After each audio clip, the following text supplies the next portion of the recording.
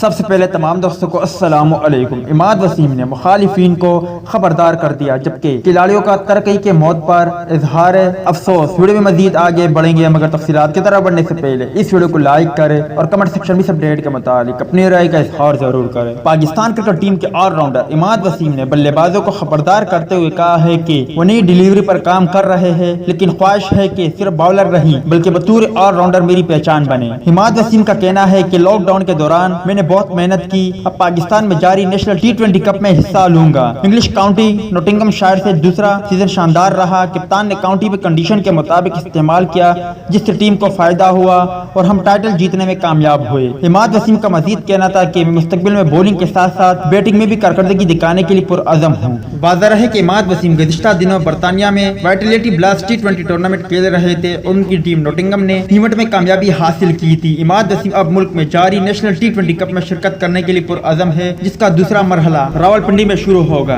جبکہ دوسری جانب افغانستان کے صوبے میں ٹریفک حادثے کے نتیجے میں جاں بحق ہونے والے افغان کرکٹر نجیب ترکی کی موت پر دنیا بھر کے کرکٹر نے اظہار تعزیت کرتے ہوئے پیغامات شیئر کیے ہیں۔ قومی کرکٹ ٹیم کے سابق کپتان شعیب ملک نے اپنے پیغام میں لکھا کہ زندگی غیر متوقع چیز ہے، کرکٹر نجیب کی موت کی خبر افسوسناک اور حیران کن ہے۔ انہوں نے اپنے پیغام میں نجیب کے لیے دعائے مغفرت کرتے ہوئے اہل خانہ اور دوستوں کے لیے صبر اور استقامت کی دعا بھی کی۔ افغانستان کرکٹ ٹیم کے نائب کپتان راشد خان نے بھی ساتھی کرکٹر کی اچانک موت پر افسردگی کا اظہار کیا ہے۔ ویسٹ انڈیز کرکٹ ٹیم کے سابق کپتان ڈیرن سمی نے اپنے پیغام میں دنیا فانی سے کوچ کرنے والے کرکٹر نجیب کے اہل خانہ سے اظہار تعزیت کرتے ہوئے بتایا ہے کہ انہیں اس طرح کسی بھی نوجوان کی موت کی خبر افسردہ کر دیتی ہے۔ قومی کرکٹ ٹیم کے فاسٹ بالر جنید خان نے بھی دکھ کا اظہار کرتے ہوئے پیغام شیئر کیا ہے۔